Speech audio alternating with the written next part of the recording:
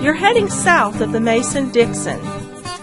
This is the Week in Review at the Abbeville Institute.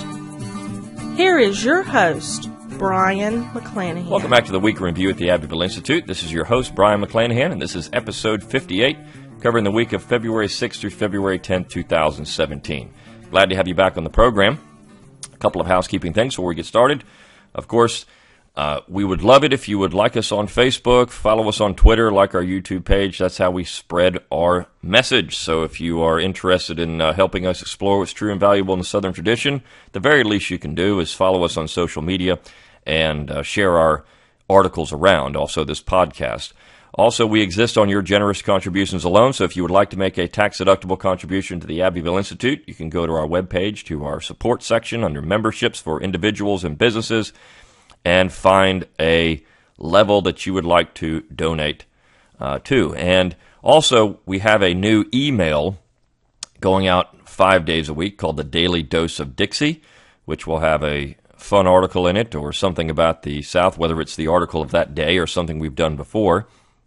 And in that particular email message, we have an opportunity for you to donate monthly. So if you would like, if you can't come up with, say, $50 at one time, that's not always easy to do.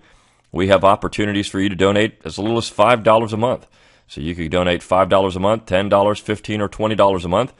And if everyone on our social media pages or our email list would do that, just give us $5 a month, we could fund our entire operations for the year and add programs. So it's a great way to help us out and keep the Abbeville Institute going. Everything we do, from the podcast to the articles to our programs, summer schools, all these things cost money. And so we do need your support. Okay, so the week in review this week, and it's on the surface it looks like a very eclectic week. There's a lot of different stuff going on here, but in reality the point of the week was essentially Southern values and Southern wisdom. And so we're going to have, we have a collection of poems, 2 poems I'll read this week, a number of quotations, and then, of course, a more substantial piece on John C. Calhoun, one on an unknown black Confederate named Holt Collier, and also one on sport. So let's start with the piece that appeared Monday, Tidewater, Wit and Wisdom by John Devaney. This is just a collection of quotations from the Virginia and Maryland region, the Tidewater, and that's, of course, where John is from originally. And so these are his people. And there's some really interesting stuff here. And I think one thing that we need to be doing as we go out in talking about the Southern tradition is really explaining to people that the Southern tradition has in it the core concepts of civilization. And what do I mean by that? Well, one of the things that I don't think we do enough is call out people on the left, primarily, but also those who are on the right, typically those who have lost any semblance of civilization and think that quote-unquote conservatism is just finance, capital, or big business. What they have lost is the tenets of civilization that make society comfortable. And so what John has done here is provide some words of wisdom that would help you live a better life and a more civilized life. And see, it used to be that people, men and women, would read primers on how to be a good man or a good woman. This was part of growing up. It was part of acquiring manners. Now, you did get these things in the home, and not oftentimes people don't get that anymore. And of course, back in the 70s, Hank Williams Jr. pointed this out when he said, we say grace and we say ma'am. And a lot of people have moved away from that. And so when they come down to the South and people are saying, yes, ma'am, or yes, sir, they're taken aback by that because in their region, the North, the West Coast, wherever it is, you don't do that anymore.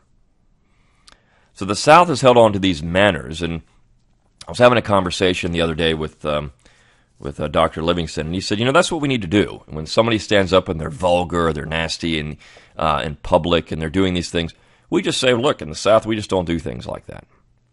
The Southern tradition doesn't tolerate things like that. We just don't do it. That's not what it means to be civilized. That's barbaric. And of course, a barbarian is someone who is uneducated and bathes little. And I think there's a lot of those people running around in modern society, particularly the uneducated part. It's not always their fault, because we've moved away from having any type of these conversations within our homes and our schools. So children are the products of society in which they're brought up in. So one of the things we could do is start teaching children and ensuring that our children in the South are continue to be reared on these bits of wit and wisdom, as John Devaney calls it. So I'll read some of these, but he starts with a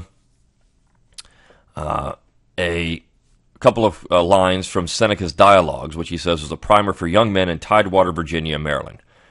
Quote, "An honest man can never be outdone in courtesy. A sensual life is a miserable life, and the contempt of death makes all the miseries of life easy to us. From the school of manners, fear God, reverence the parents, imitate not the wicked, boast not in discourse of thy wit or doings, affront no one by word or deed, be not selfish, but free and generous to others." So here you have what people used to be taught. Humility, you're seeing there, and courtesy, valor. Of course, this did not mean that these men would be wimps, as our piece on Thursday points out. This is what's happening, but because he says, Jefferson advised, as to the species of exercise, I advise the gun.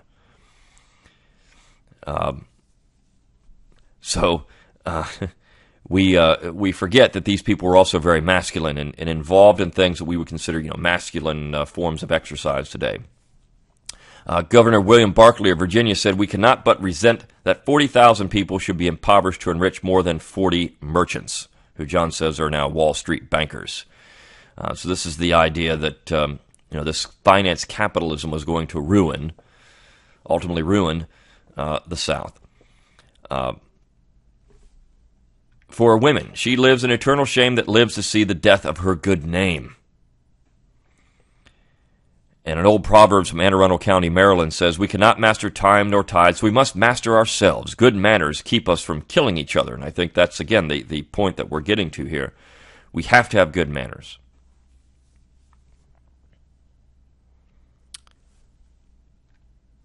Of course, H.L. Mencken said, "Puritanism, the haunting fear that someone, somewhere, may be happy."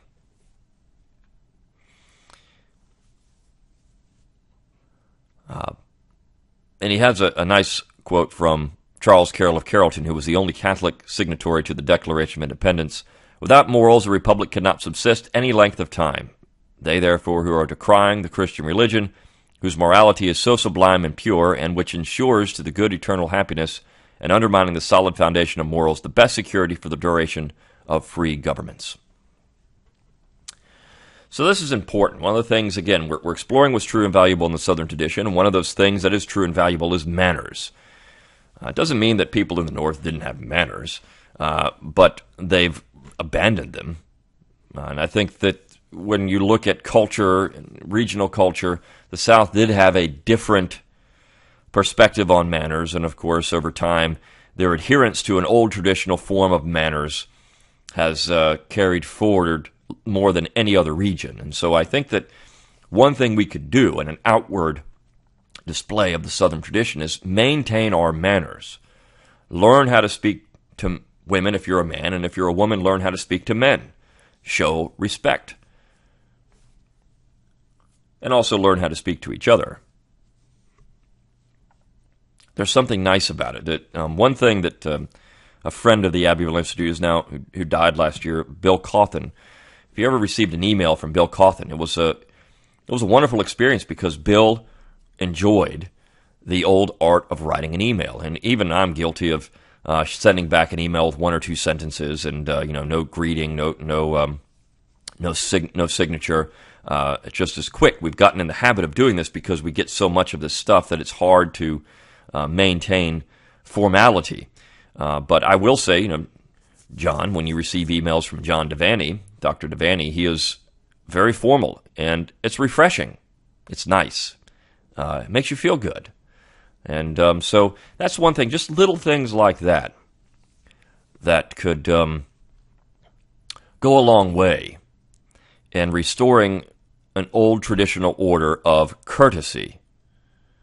And if we did that, I mean, society would be much better off anyways. So the following piece, the piece the next day, was a collection of poems written about fall from two of our great scholars in the Louisiana region. And it's about fall time in Louisiana. And when they sent me this this email, they explained that. This was something that was reflection on their place and time, and their place being North Louisiana or even South Louisiana, and the time, the fall, and what that means to them, and also how this relates to humanity and our own time on this earth. And so I'm going to read these. I hope that I do them justice. One is very short. The other's a little bit longer, but it won't take me long to get through them. So the first poem is by Robert Peters, and it's entitled, Who Will Hear? Who will hear?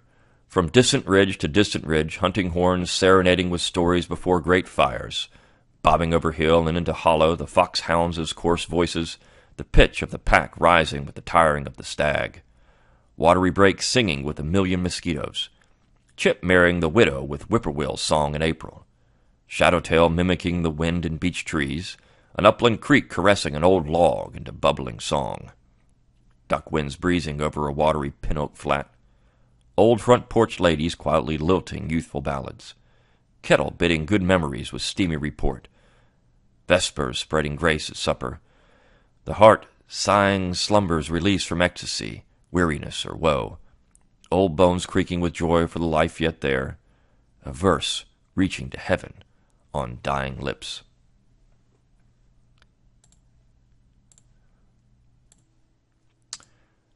Thin Time by David Middleton. Here in these woods the autumn mind grows ripe, dependent on the senses, root and bloom, come from under a ground deeper than dark and light, under the needle floors of short-leaf pine. This is a time of yielding, gathering in, of harvest festival and festive rest, a time of plenty and a time of dearth. The reap fields torched, plucked nuts and berries spread. The woods are dense and hidden in themselves, a resting place for churchyards overgrown, unearthly headstones tilting toward their dust, departing dates and names just barely there. Some say this time is thin time, when the dead and all those dreaded presences we thought buried for good when Christ's thick blood was shed return as old familiars of the soul. But do we meet and prove them on the verge of sight and sound, of taste and touch and smell, the pumpkin's candle tongue and licking grin, wind whispers in the chilling footstones' grooves? Or is this world the only world there is, expanding to, but never through its doom, against a stillness nothing ever moves, the stuff of grave and cradle, fatal breath? Hard answers may lie far in upland trees, shades of the sun and moon's translucencies. Were we both the hunter and the prey, the bow pulled tight, the arrow through the heart?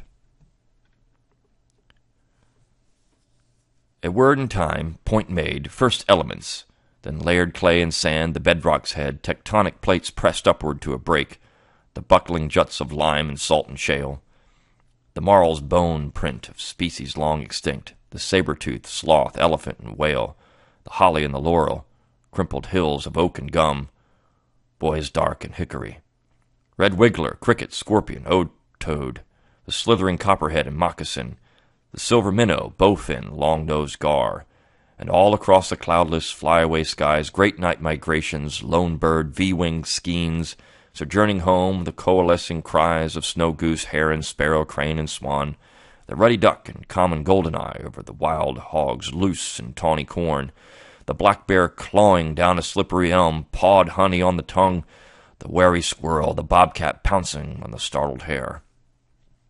And there, like fallen blossoms of the stars, still twinkling under dark fire-seeded fields, fruitling in a cold autumn dawn, Our natives hold their foreign ground below the battle of the masses, zone on zone, the primal sky gods fighting in a rain that soaks the honeysuckle, arrowhead, witch hazel, goldenrod, and mistletoe.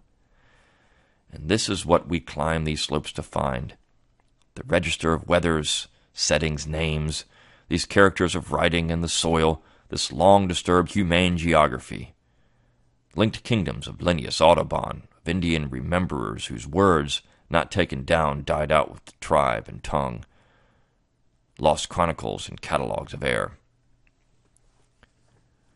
We look upon a most elaborate map, topographies of lichen, type, and trope, locations graded, raised, and high relief, akin to synonyms and boundary stones. There, walls are thin, as souls who slip back through on limped winds that wake the morning gourd, green-shouted yeomen raised on ruined estates, unveiling in the veiled and grainy rain. And scattered all about are thickets, glades, places we watch and listen, like bucks, quick-eyed, quick-eared beside the honey holes, alert for a bow and arrows thwish and whoosh. These ways, both long forgotten, never known, still burn with sighs that lead to house and home, interpretations latent in the blaze, configured in the circumpolar fires. And there the centaur draws his arc of stars, courted by night, the limb tips bending in, the flaming shaft aimed at the scorpion's heart, for killing Orion, who would kill the deer.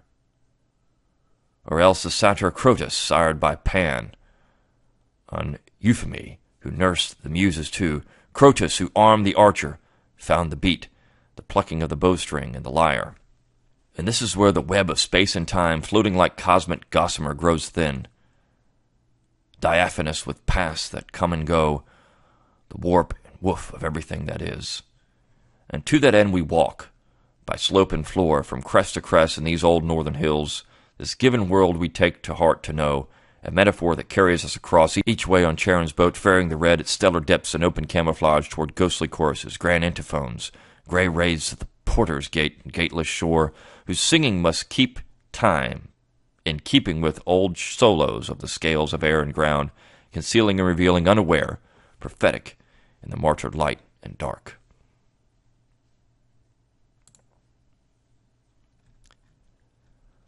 On Wednesday, we ran a piece by Clyde Wilson entitled The Continuing Relevance of Calhoun's Wisdom. And again, this follows the theme. What did Calhoun have to offer us? And of course, Clyde Wilson, being the greatest living scholar of John C. Calhoun, explains that. He goes through Calhoun's political philosophy, but more than that, he explains what Calhoun was doing. And he says this: when Calhoun wrote of society preceding government, he was not theorizing, unlike Rousseau and other pundits. He was recapitulating the experience of his own family and the reality of the founding of America. We need to recover some lost American history. The times are changing vastly since the founding, but perhaps a recovery of forgotten truth about American origins will inspire us to the possibilities of self-government.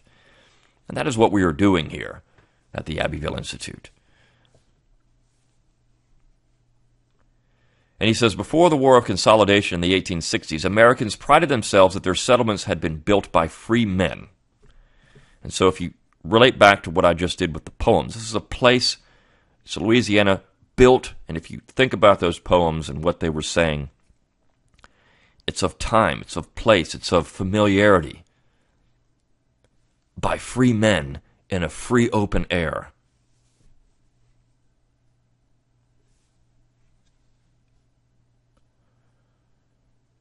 Clyde says, the 13 colonies were not created by people who were the wards or clients or employees of government. Americans were people who conquered a wilderness with their own labor and capital at the risk of their own life and limb. There was a distant crown that theoretically was the fount of land ownership. Otherwise, the colonists were men who had ventured into the wilderness by their own wills and created fresh societies while abdicating none of the rights of Englishmen. From the first, they insisted on representation and making their own laws for the societies they had built.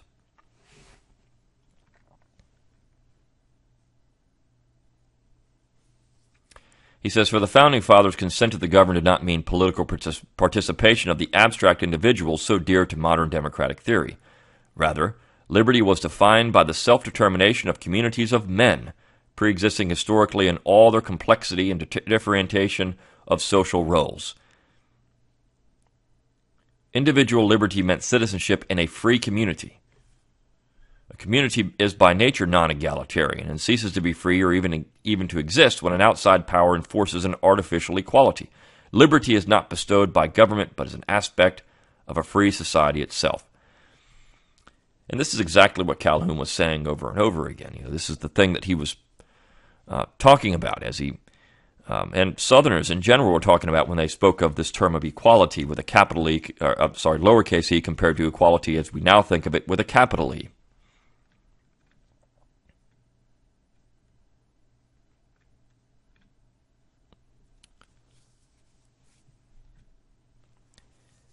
Clyde goes on, there are millions of George Bushes and Bob Doles among our fellow countrymen. It is a major American type, perhaps the predominant American type. Such people cannot distinguish human society from the U.S. government, nor can they distinguish the U.S. government from their own will. They assume it is their right to force other people to obey their notions of doing good. And for such people of doing good, there ain't no end. Where does George Bush get the moral authority, much less the constitutional authority, to use up American blood and treasure in the pursuit of a new world order just because he and others think that is a good thing? His thinking is as flawed, juvenile, self-centered, and delusional as that of any infatuated dictator in history. For him, our land and people are not values in themselves, just a means to carry out his delusions. Bush can get away with it because he is serving the profit of powerful interests, but also because millions of Americans buy into his delusions of national grandeur and their special mission to do good. He says, Clyde says, I suggest to you this is the kind of thinking that is the nemesis of civilization in North America. We must not heed it in rulers, and we must not expunge it from ourselves. And we must expunge it from ourselves, My position is at odds with European conservatism, which has made great inroads into American thought. For a European conservative society, government and church are or should be a whole. I submit this is not the American tradition nor the American necessity. The tradition and necessity for a country that has always been made up of diverse communities is to break down and limit power, ultimately the deconstruction of the present regime. So I come back to Calhoun. Society is given by God through human nature for our nurture. Government is needed to keep the peace, but it is also a great danger to society. We must revive the wisdom that Leviathan must be chained and disciplined to protect rather than devour us. And we must recognize that the government is never us. Clyde continues, the South has kept this wisdom longer than other parts of America, though it was beleaguered even here. The South, in contrast to what we know as America, was, in the words of Emmy Bradford, a thing that was grown, not made. The political philosophy long defended by Southern spokesmen rested on an implicit assumption that government should be the servant and not the master of society, society being the grown product of providence and government being the made construction of man. This is very important, because more important than anything in society is community and people, hearth and home, the family first, then your community, then your state, then the central order. If you can't sweep around your own porch, if you can't maintain your own house, if you can't have cultural continuity among your own people, and somebody else is going to tell you how to live, you don't really have community. And this happens all the time. People don't recognize it, and that's because we often look to the center to solve every problem that we have. You can't do that. And this is something we've emphasized on this podcast and on the website continually. It's what I say in my own podcast of think locally, act locally. If we can do anything politically, it's going back to the wit and wisdom of Tidewater. Take care of your own. You have to learn how to manage yourself first. Then you have to manage your family. Then beyond that. And this is an organic outgrowth of society. And if your society is not in order, your government is going to be bad.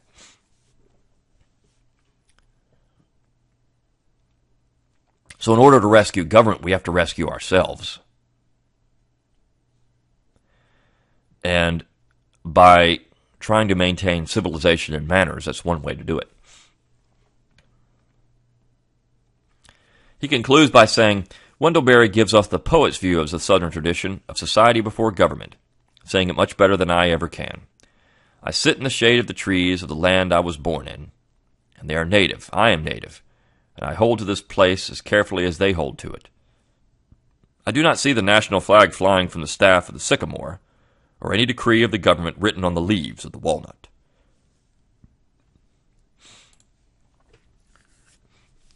So also in this quest to find the wit and wisdom of the South is masculinity, and I think that's the piece on the last two pieces, one by Dan Phillips, A Man's Interest, Sports in the South, where he talks about the recent Super Bowl and how the Atlanta Falcons lost to the New England Patriots. In so many ways, this was a devastating loss for the South because, again, New England beat the South, even though the quarterback for the Falcons was from Boston, so we'll excuse that. But he talks about how millennials have really lost their interest in sports. Dan says, this is where our cerebral anti-sports signaling conservatives go wrong. They miss the visceral aspect. I hear this is changing with millennials, but when I was a kid, if you didn't like sports, you were considered odd, or how to put this delicately, not particularly manly. You had to at least know something about sports so you could hold your own in a discussion. Lack of personal athletic prowess could even be compensated for to some degree by demonstrating excessive knowledge of and enthusiasm for sports. Those who could played, those who couldn't collected cards. In essence, sports fandom was the normal state. Not caring about sports marked you as an outsider. And so he continues, I, for one, find the decreased interest in sports among millennials a bit alarming. They don't lack interest for the right reasons. They lack interest in sports because they are more interested in video games, media, pop culture, etc. And this lack of interest reflects the increasing feminization of our culture and demonization of the traditional masculine virtues and millennials' increasing distance from traditional American society. He says, I feel the same way about millennials' declining interest in automobiles. When I was a kid, you were either a Ford man or a Chevy man, with a few Mopar outliers, even if you didn't really know why. You just had to take a side. For today's millennials, the idea of picking a side in the Ford versus Chevy debate is a foreign concept. So here we have it. He's saying, yeah, there's problems with sports, and I identified some of those in an article I wrote for Chronicles magazine. ESPN has become a left-wing outlet. But sports themselves fulfills a very masculine part of humanity. And by not liking sports, you're essentially feminizing yourself. It's the competition. It's the gentlemanly competition. And that's the thing about sports. You solve your differences in a gentlemanly way through good sportsmanship and conduct. It allows us to take out this very masculine part of our lives, the need for competition, in a way where we're not killing each other. When you lose that masculine aspect of yourself.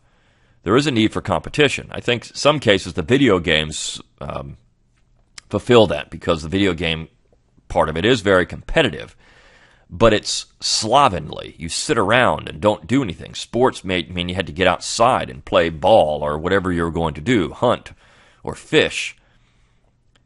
These things required physical exertion. Playing a video game and eating Doritos does not require any physical exertion. And I think that's the part. Jefferson says, as to the species of exercise, I advise the gun. Get out in the woods. Learn how to be a marksman. Or if you don't want to do that, throw a ball around. Run. Jump. Wrestle. Do things that make you feel like a man. When you don't do that, I think, physically, you're not as developed, but also you're developing more of your feminine side. The estrogen levels, I'm sure, increase, and testosterone levels decrease, and all these things that, of course, are not particularly good for a male body.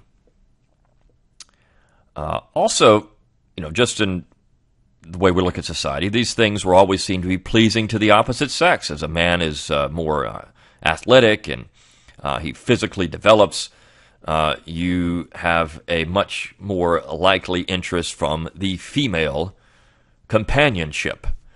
And so I guess in a modern society, this may not be as important, as millennials are increasingly moving away from traditional even norms in that way. But there are so many reasons why you should at least cultivate some of these things in your life. And again, the ideal man. Who was the ideal man in America? It was Long George Washington, the Southerner, who was refined.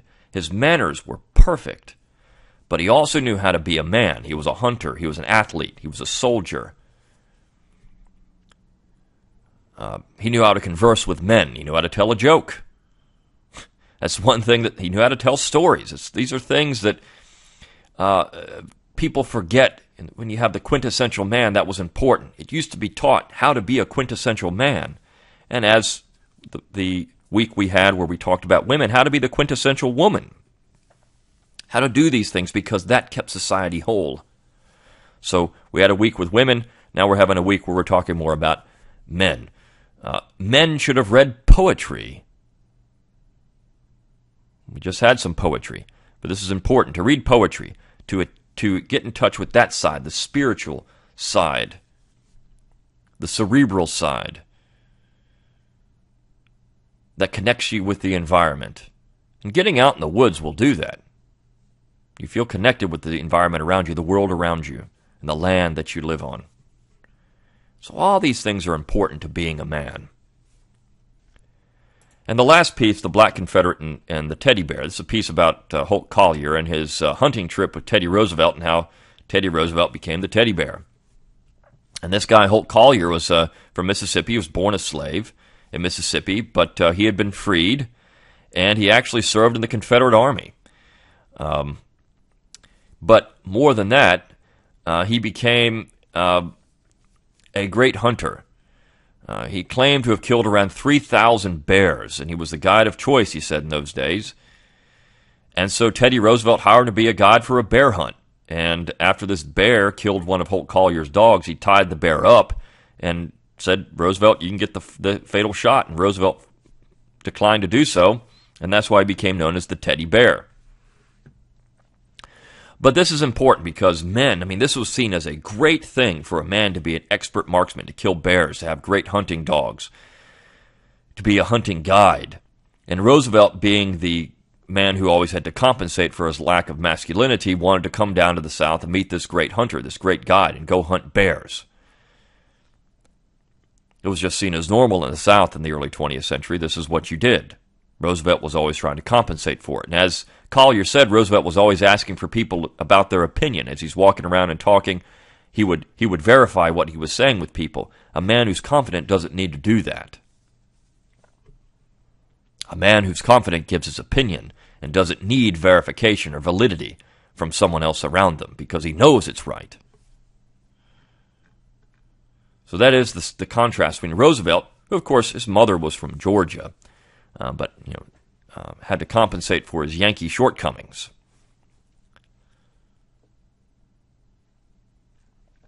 So this is an important piece, as Lunell McAllister points out, who wrote the piece. She says, we're in February, which is often considered to be Black History Month. Well, let's talk about all of Black Southern history. And this guy's never discussed because he doesn't fit the PC narrative. But more than that, he doesn't fit the PC narrative because he was a man. You can't have that in modern society. So all of these pieces, I think, taken together, give us a nice picture of masculinity in the South, the wit and wisdom of the South, and why it's necessary to keep these things going.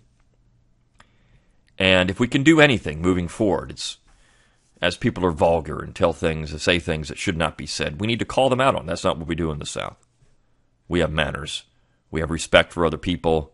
These are things that we do. This is the Southern tradition. And as I think if more and more people did that, it made clear. I see it all the time in social media. People that are, believe in the Southern tradition, but they're vulgar. They come onto social media pages and they curse and they do all kinds of things. They're just not necessary.